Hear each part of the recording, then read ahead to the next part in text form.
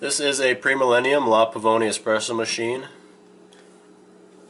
This machine is, I believe it's around from the early 90s. This video is intended to show its functionality, kind of get an idea of how it looks in terms of how worn it is, how used it is. But for real detailed up-close shots, I'll have those in the images. But this video is primarily to show functionality, like I said. So I'm going to let it warm up here, kind of go over some of the things we've done to it to clean it up and to check all the seals and gaskets, and then pull a shot so you can see what kind of results you get with this particular machine. I believe this one is from the early 90s. These recessed logos are an indication of that. I'm not sure on the exact year range that this was done, but I believe it was from the mid-90s on. They kind of had the recessed sort of sticker approach. So this one's a bit older, but with its age, it's really good shape. I've seen much newer ones in much worse condition. The chrome on this machine is in really good shape. There's really not much for rusting. There is some down in this tray, which again, I don't think it's going to show up in the video, but refer to the pictures. But it's pretty minimal for a machine of this age, and a La Pavoni at all, because La Pavonis are very susceptible to rusting on the metal. Equally underneath is good. I've checked and maintained the base. It's in good shape. I'll put a photo of that online as well.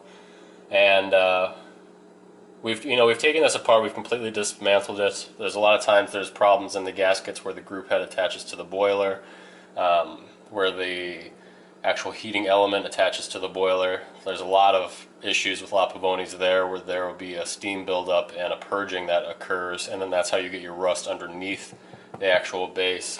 This one's in good shape. I believe I put a new one on this one.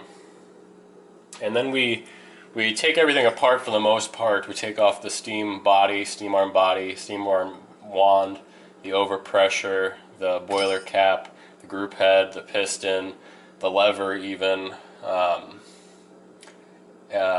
forgetting something, but pretty much all the pieces, and we put them through a hot bath of Kafiza. You can't really Kafiza these while they're together. They have to be really rinsed out well.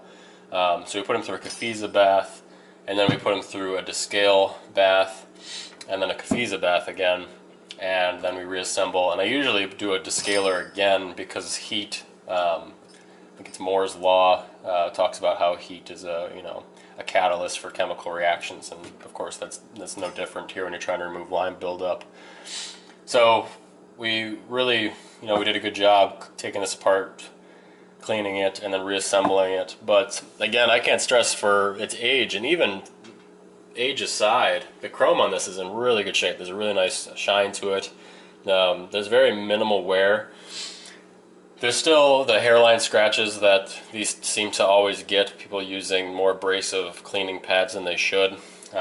Biggest spot over here is in this little section, but you'll get those kind of hairline rubs all over the machines. This one's pretty minor. There's not a lot of them. A lot of times people will get them up around the boiler, and like I said, this one's just, for its age, it's really in fantastic shape. But this sale is just for the unit itself. Unfortunately, it does not come with the portafilter. This is my own portafilter I'm using just for the demonstration. So my apologies there, but it's worth it, and the price should reflect enough where you can afford to get a portafilter for it. So we're going to continue to let I had this on the wrong setting. Yeah, this is an older model, so they don't have the instructions as easily. If this is your first La Pavoni, or if you're not familiar with this particular model, you put it to 2. It engages, there's 2 sets of heater coils in there. It engages both of them. Really, that's the way you're supposed to do it, that's the way you're going to do it, but it just does not get hot without doing that. The 1 setting is for maintaining. So get it hot, and then you'll start getting a lot of steam coming out of the overpressure. Once that's been steaming for about 5 or 6 seconds, then you switch it to 1 and you're good to go. So unless I think of anything else, I will let this warm up and go through its progressions, pull a shot, and I'll just interject if I think of something I forgot to say.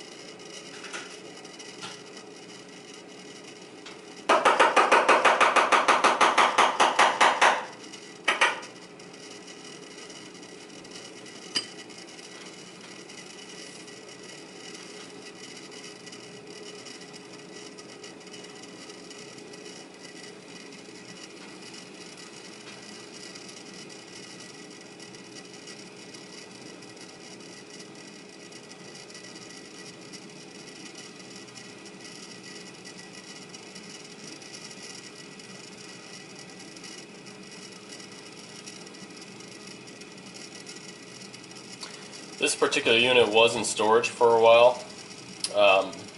which has kind of taken on a little bit of a musty smell. I've gotten rid of almost all of it with the Cafiza baths, but there's some resiliency to the must that collected underneath where all the wiring is. It's not bad, I just want you to be aware of it. And I have a very sensitive nose for these sorts of things. The cleaning really took care of it, excuse me. If I really wanted to, I could undo the wiring, just attach everything and really scrub out the base. But really, it's minor at this point, but again, something I want you to be aware of, but very minor, and it was cleaned up really well.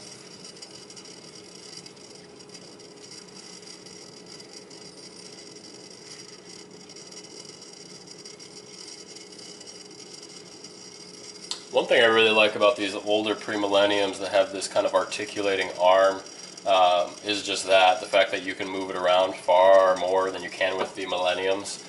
Some of these millenniums, they come so close to the boiler, it's very difficult to work milk around. These are really nice. I don't know why they abandoned this design, but on this one I have it kind of pitched out. When I ship it, I'll probably have to bring it back in, but it's very easy to take care of that.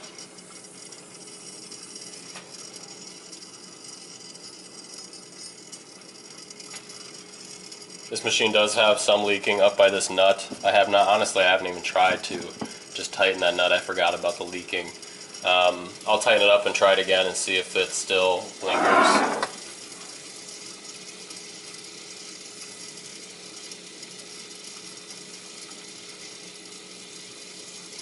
We did take that off when we were cleaning, so it may be just that I didn't tighten it all the way.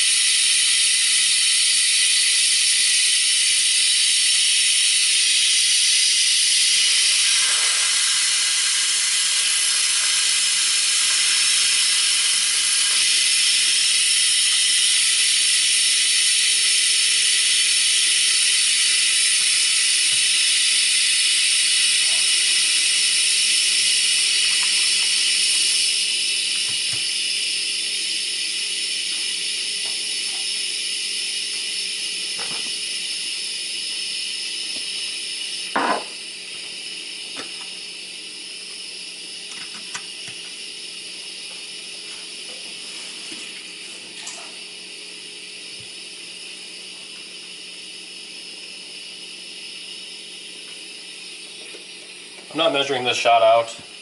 Lever machines, manual espresso machines are very sensitive to the amount of espresso and the tamp pressure. I know generally where I need to be, but I'm not measuring it out for the sake of time and just for the sake of showing you, even though these are sensitive, you can still get a pretty good shot with just general amounts.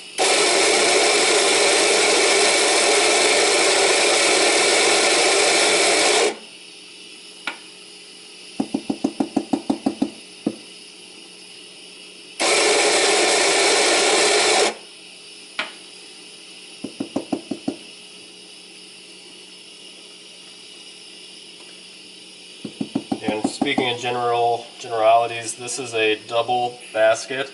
You want to go about 3/4 full, maybe slightly under that, and kind of work around 25 pounds of tamp pressure, but that has so much to do with the grind size and even the bean size. It's hard to give any sort of advice, but that's kind of my baseline, and I kind of work from there.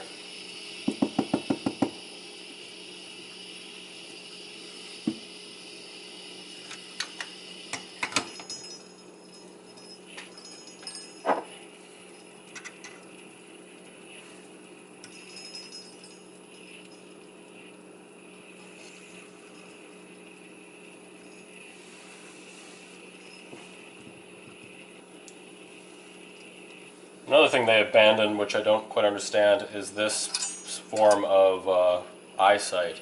That plastic one, anytime you're around an area that uses hard water or has hard water, it fills up with lime buildup in really poor fashion. They get kind of grimy. These, I feel, hold quite nicely.